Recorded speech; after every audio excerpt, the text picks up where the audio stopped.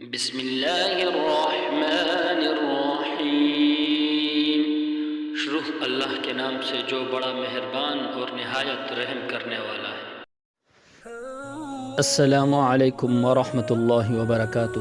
امید ہے کہ تمام احباب خیر و عافیت سے ہوں گے۔ سب سے پہلے آپ صلی اللہ علیہ وسلم پر درود کا نذرانہ۔ اللہم صلی علی محمد عبدک ورسولک وصلی علی المؤمنین والمؤمنات والمسلمین والمسلمات۔ آپ دیکھ رہے ہیں میرا یوٹیوب چینل اسلامک ویڈیوز۔ آج میں آپ کو حضرت عمر کا ابن حذافہ رضی اللہ عنہ کے سر کو بوسہ دینے کا واقعہ سناتا ہوں۔ حضرت عمر بن خطاب رضی اللہ عنہ نے ایک لشکر رومیوں سے لڑنے کے لیے روانہ کیا۔ اس لشکر میں ایک آدمی تھے جن کا نام عبداللہ بن حذافہ رضی اللہ عنہ تھا۔ یہ آپ صلی اللہ علیہ وسلم کے صحابی تھے۔